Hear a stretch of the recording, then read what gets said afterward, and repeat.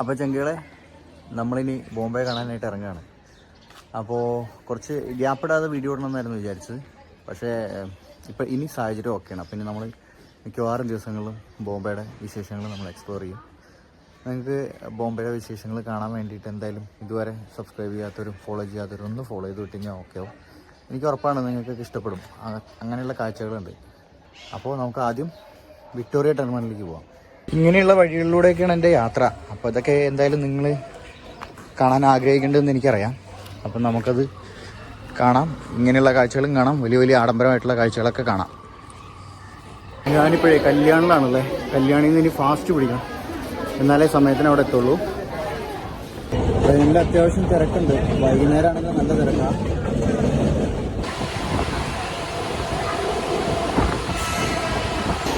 ട്രെയിനൊക്കെ അത്യാവശ്യം കാലിയായി തുടങ്ങി. നമ്മൾ ഡെസ്റ്റിനേഷൻ എത്താറായി.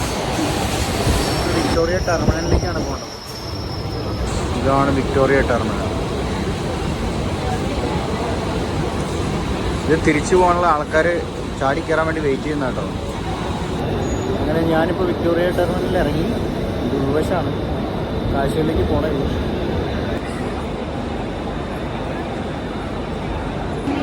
അപ്പോൾ ഇതാണ് വിക്ടോറിയ ടെർമിനലിൻ്റെ ഉൾവശം. ഇതിൻ്റെ ഉൾവശം ഇങ്ങനെയൊക്കെയാണ്. ഇത് കണ്ടോ, ഇത് ലോക്കൽ സ്റ്റേഷനാണ് കേട്ടോ. ലോക്കൽ ട്രെയിനുകൾ വരുന്ന സ്ഥലമാണ്. എക്സ്പ്രസ് ഒക്കെ അപ്പുറത്താണ്. തിരക്കാട്ടോ. തിരക്കാവുന്നേ ഉള്ളൂ, തിരക്കായി തുടങ്ങുന്നേ ഉള്ളൂ.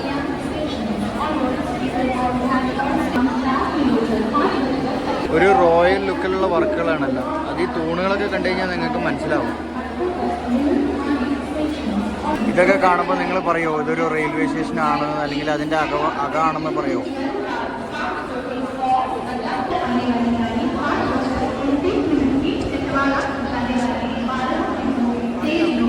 കൊട്ടാരത്തിൻ്റെ ഫീൽഡ് തന്നെയല്ലേ. അത്രയും പണിത് വെച്ചിട്ടുണ്ട്. അതുപോലെ തന്നെ ഇന്നും ഇതിൻ്റെ പല കാര്യങ്ങളും വർക്കിംഗ് ആണ്. തൂണുകളൊക്കെ കണ്ടില്ലേ, ഇതിനൊക്കെ ഒരുപാട് വർഷത്തെ പഴക്കമുള്ളതാണ്. ഒരു കൊട്ടാരത്തിൻ്റെ അകംവശം പോലെയില്ലേ. ഇത് ടിക്കറ്റ് കൗണ്ടറാണ് കേട്ടോ. ഇനി നമുക്ക് ഇവിടുന്ന് പുറത്തിറങ്ങണം. പക്ഷേ ഡയറക്റ്റ് നമ്മൾ പുറത്തിറങ്ങണില്ല. ഉള്ളിലത്തെ കുറച്ച് കാഴ്ചകളും കൂടെ കണ്ട് സബ്വേ ഉപയോഗിച്ചിട്ട് പുറത്തേക്ക് ഇറങ്ങാം. ഇതാണ് സബ്വേ. ഇതിൻ്റെ ഉള്ളിൽ തന്നെ ഒരു ചെറിയൊരു മാർക്കറ്റും കൂടെ ഉണ്ട് കേട്ടോ.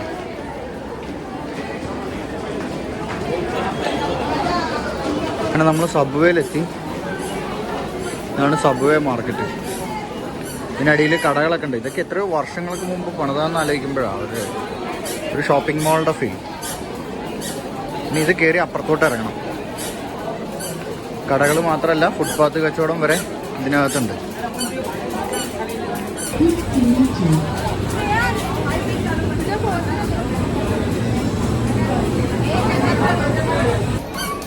അത്യാവശ്യം വിലയൊക്കെ പേശിയിട്ടൊക്കെ സാധനങ്ങൾ വാങ്ങിക്കാൻ പറ്റുകയാണെന്നുണ്ടെങ്കിൽ അടിപൊളിയാണ്. ഇതിന് ഉൾവശം ലോ പ്രൈസിൽ സാധനങ്ങൾ വാങ്ങിച്ചിട്ട്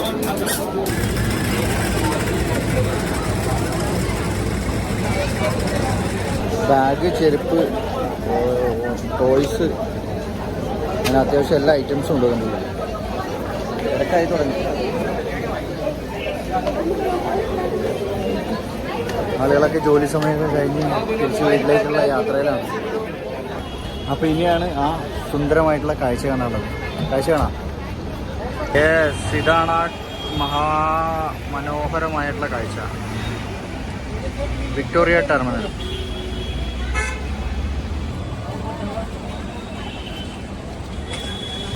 ഇതാണ് മുംബൈയുടെ ഒരു ഐക്കോണിക് ബിൽഡിംഗ്.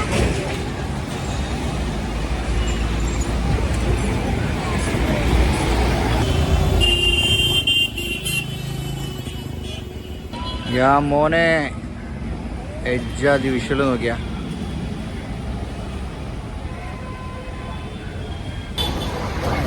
ഞാൻ മുംബൈയിലുണ്ടായിട്ട് ഇതുപോലെയുള്ള വിഷ്വലൊക്കെ നിങ്ങളെ കാണിച്ചില്ലെങ്കിൽ അത് മോശമല്ലേ. അതുകൊണ്ടാണ് ഞാൻ മുംബൈയിൽ വന്നിട്ട് വീഡിയോ ചെയ്യാമെന്ന് വെച്ചത്. മുംബൈയുടെ ഐക്കോണിക് ബിൽഡിങ്ങുകളും ഐക്കോണിക് ഫുഡുകളും അല്ലെങ്കിൽ ഒരുപാടുണ്ട് മുംബൈ കാണാനായിട്ട്. അപ്പോൾ എന്തായാലും ആദ്യമായിട്ട് കാണുന്നവർ മറക്കരുത് ഫോളോ ചെയ്യാനായിട്ട്. വീണ്ടും അതുപോലെ തന്നെ ഒന്നുകൂടെ ക്ലോസ് ആയിട്ട് കാണാവുന്ന ഒരു പോർഷൻ ഉണ്ട്. നമുക്കൊന്ന് അങ്ങോട്ട് പോവാം. ഈ ബിൽഡിംഗ് ആണ് മുംബൈയുടെ മുനിസിപ്പൽ കോർപ്പറേഷൻ ഓഫീസ്. നമുക്ക് ഇവിടേക്ക് വേറൊരു ദിവസം വരാം. ഇവിടുന്ന് ഒരു കാര്യം പറയാണ്ട് കാണാണ്ട് അത് നമുക്ക് പിന്നീട് വരാം. അപ്പോൾ ഇനി അങ്ങോട്ട് പോകണം, സെൽഫി പോയിന്റിലേക്ക് പോവാം. ഇതാണ് ആ സെൽഫി പോയിന്റ് കേട്ടോ. ഇനി ഇവിടേക്ക് ഒന്ന് പോകണം. ഇവിടെ നിന്ന് ഒന്നുകൂടെ നമുക്ക് ക്ലോസ് ആയിട്ട് കാണാം, സെൽഫി എടുക്കാം. ഫോറിനേഴ്സൊക്കെ വന്ന് ഏകദേശമൊക്കെ പോയി തുടങ്ങി. ഇതിൻ്റെ മുന്നേ കൂടെ ഇങ്ങനെ ഡബിൾ ഡെക്കർ ബസ്സുകൾ പോകുന്നത് കാണാൻ തന്നെ ഒരു പ്രത്യേക ഭംഗിയല്ലേ.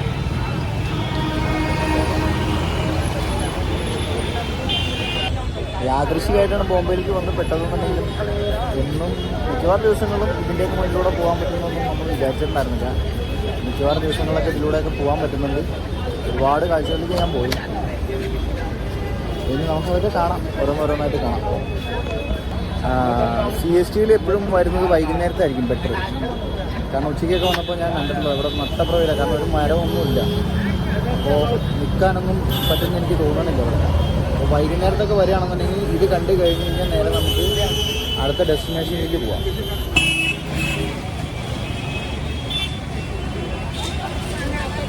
അത്യാവശ്യം പ്രൊഫഷണലായിട്ടൊരു ഫോട്ടോ എടുക്കണമെന്നുണ്ടെങ്കിലും അതിനുള്ള ആൾക്കാരുണ്ട് കേട്ടോ. ഒരു ഫ്രെയിം നല്ലപോലെ സെറ്റ് ചെയ്ത് അറേഞ്ച് ചെയ്ത് എടുത്ത് തരും. ഇനി വിക്ടോറിയ ടെർമിനലിൻ്റെ ഒരു കാഴ്ചയുള്ളതെന്ന് പറഞ്ഞു കഴിഞ്ഞാൽ ലൈറ്റിംഗ് ഉണ്ട് കുറച്ച് കഴിഞ്ഞാൽ. അപ്പോൾ നമുക്ക് ആ ലൈറ്റിംഗ് തുടങ്ങുമ്പോഴത്തേനും ഇതിൻ്റെ പുറകിൽ ചെറിയൊരു മാർക്കറ്റ് ഉണ്ട്. പിന്നെ ഒരു പഴയ കുറേ ബിൽഡിങ്ങുകൾ, കാര്യങ്ങൾ, റോഡുകൾ. നമുക്ക് ജസ്റ്റ് ഒന്ന് അവിടെ ഒന്ന് പോയിട്ട് വരാം. എന്നിട്ട് നമുക്ക് ലൈറ്റിംഗ് കാണാം. ഇഷ്ടംപോലെ ആളുകളുണ്ട്. അങ്ങനെ നടന്നു പിടിച്ച് നമ്മൾ ഒന്നുകൂടെ അടുത്തെത്തി. ഇപ്പോൾ സമയം 6 മണിയായി.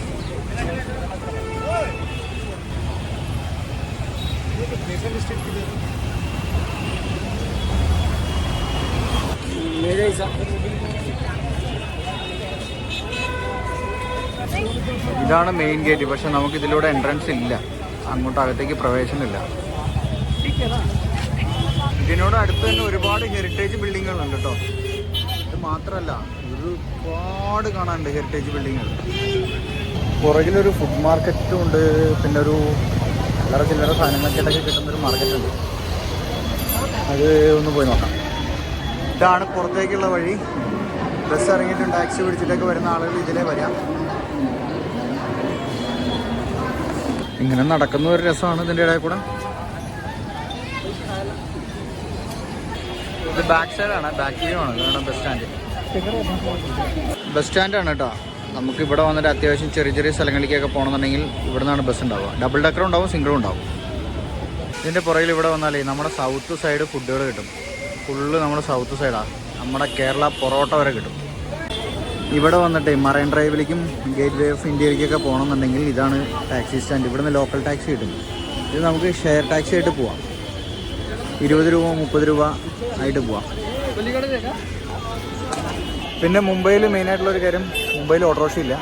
അതുകൊണ്ട് തന്നെ ഈ ലോക്കൽ ടാക്സികൾ മാത്രമേ ഉള്ളൂ. ഈ പുറകിൽ കാണുന്ന മുംബൈയുടെ ഐക്കോണിക് ടാക്സി മാത്രമേ ഉള്ളൂ. അപ്പോൾ അതിന് മിനിമം 35 രൂപയാണ്. പിന്നെ വിമാനത്തിനേക്കാൾ വേഗത്തിൽ മീറ്റർ ഓടും. അപ്പോൾ അതുകൊണ്ട് നോക്കി കണ്ടൊക്കെ പോയാൽ പരമാവധി പറഞ്ഞുറപ്പിച്ചിട്ട് പോകുമായിരിക്കും ഏറ്റവും ബെറ്റർ. രാത്രിയൊന്നുമില്ല, പകലൊന്നുമില്ല, എപ്പോഴും മുംബൈയിൽ ആക്റ്റീവായിരിക്കും. പുലർച്ചെ 4 മണിക്ക് വന്നാലും ഫോട്ടോ എടുക്കാൻ വേണ്ടിയിട്ട് ഈ CSTയുടെ ഫ്രണ്ടിൽ ആളുകളുണ്ടാവും. ഞാൻ CST എന്ന് പറഞ്ഞാൽ എന്താ വെച്ച് കഴിഞ്ഞാൽ അതിൻ്റെ പുതിയ പേരാണ് CST, പഴയ പേരാണ് വിക്ടോറിയ ടെർമിനൽ. തിരക്കന്നെ. മുംബൈ എപ്പോഴും തിരക്കന്നെ. നല്ല രസം അതിൻ്റെ ഇടയിൽ കൂടെ നടക്കാനായിട്ട്. ഞാൻ അതുകൊണ്ട് വെറുതെ വന്നതാണ്. ഇവിടെ പ്രത്യേകിച്ച് അങ്ങനെ കാണിക്കാനായിട്ടൊന്നുമില്ല. പഴയ കുറേ ബിൽഡിങ്ങുകളുണ്ട്. പിന്നെ ഈ തിരക്ക് കാര്യങ്ങൾ, പിന്നെ ഈ പറഞ്ഞ പോലെ സ്ട്രീറ്റ് ഫുഡുകൾ ഒരുപാട് കിട്ടും.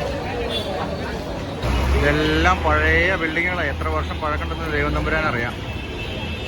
മരമൊക്കെ വളർന്നു നിൽക്കണം എൻ്റെ മണ്ടയിൽ. ഇതൊക്കെ എങ്ങാനും വീഴണമാവും അടുത്തെങ്ങാനും. നിങ്ങൾ ഈ ബിൽഡിങ് ശ്രദ്ധിച്ചോ? അതിൻ്റെ ബാൽക്കണി ഉണ്ടല്ലോ, എനിക്കിതാട്ടോ ഏറ്റവും കൂടുതൽ ഇഷ്ടമായത്. എൻ്റെ ബാൽക്കണി നോക്കിയാൽ 10 രൂപ മുതൽ തിന്ന് വയറ് നിറയ്ക്കാനുള്ള സാധനങ്ങൾ മുംബൈയുടെ സ്ട്രീറ്റിൽ കിട്ടും. കട്ട് ഫ്രൂട്ടുകൾ കിട്ടും. 20 രൂപ 30 രൂപ കൊടുത്തു കഴിഞ്ഞാൽ കട്ട് ഫ്രൂട്ട് കിട്ടും. അപ്പോൾ വെറുതെ ഇതിൻ്റെ ഇടയിൽ കൂടെ ഇങ്ങനെ തിന്ന് നടക്കാം. ഇത് തിരക്കിലായിരുന്നു. ഒരു പാക്കറ്റിന് 10 രൂപ. സംഭവം കുഴപ്പമില്ലല്ലോ.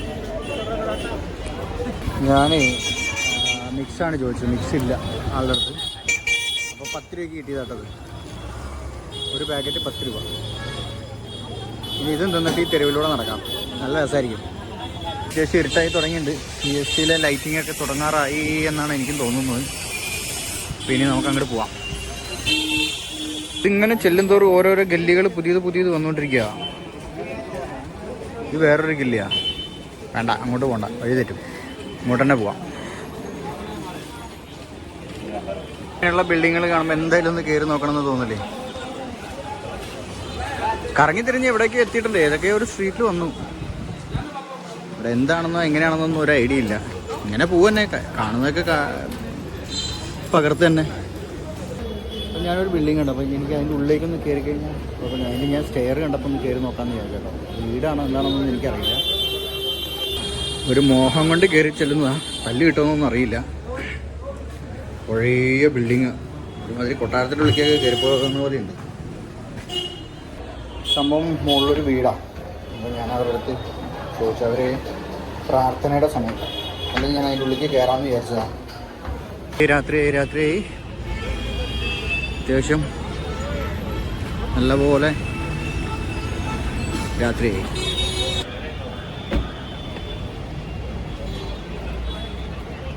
അപ്പോൾ ആ ഐക്കോണിക് കാഴ്ച നമുക്ക് കാണുകയല്ലേ, ഒന്ന് കണ്ടു നോക്ക്.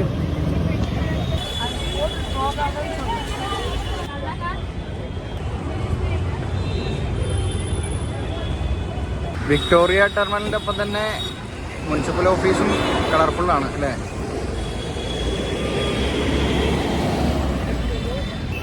അപ്പോൾ ഈ കാഴ്ചകളൊന്നും നിങ്ങൾക്ക് നഷ്ടമായിട്ടില്ല എന്ന് വിചാരിക്കുന്നു. ഇതുപോലെയുള്ള അടിപൊളി കാഴ്ചകളായിട്ട് ഞാൻ വീണ്ടും വരും. അപ്പോൾ നിങ്ങൾക്ക് അറിയാവുന്നവർക്കും എല്ലാവർക്കും ഒന്ന് ഷെയർ ചെയ്യണം, സജസ്റ്റ് ചെയ്യണം. സംഭവം എങ്ങനെയുണ്ട്, കളറല്ലേ, ഒരു ജാതി വിഷ്വലാണ്. നമ്മുടെ സെൽഫി പോയിന്റിൽ വീണ്ടും ആൾക്കാർ കൂടിയുണ്ട് രാത്രിയുടെ ഫോട്ടോ എടുക്കാനായിട്ട്. കാര്യമായിട്ടുള്ള ഫോറിനേഴ്സിൻ്റെ തിരക്കാണ് ഫോട്ടോയും വീഡിയോ ഒക്കെ എടുക്കാനായിട്ട്. ഇങ്ങനെയൊക്കെ കണ്ടു കഴിഞ്ഞാൽ പിന്നെ നിൽക്കാതിരിക്കുമോ. ഈ സെൻട്രൽ റെയിൽവേയുടെ ആസ്ഥാനമാണ് CSMT എന്ന ഛത്രപതി ശിവാജി മഹാരാജ് ടെർമിനൽ. ഇത് പുതിയ പേരാണ്, വിക്ടോറിയ ടെർമിനൽസ് എന്നാണ് അതിൻ്റെ പഴയ പേര്. ഇന്ത്യയിലെ തന്നെ ഏറ്റവും മനോഹരമായിട്ടുള്ള റെയിൽവേ സ്റ്റേഷനുകളിലൊന്നാണ് കേട്ടോ അത്. ഇന്ത്യയിൽ ബ്രിട്ടീഷുകാരുടെ ഭരണകാലത്ത് നിർമ്മിച്ച റെയിൽവേ സ്റ്റേഷനാണിത്. FW സ്റ്റീവൻസ് ആണ് ഇത് നിർമ്മിച്ച ശില്പി. 1878 ഇത് പണി ആരംഭിച്ചത്. ഏകദേശം 10 വർഷത്തോളം എടുത്തിട്ടുണ്ട് ഇതിൻ്റെ പണി പൂർത്തീകരിക്കാൻ വേണ്ടിയിട്ട്.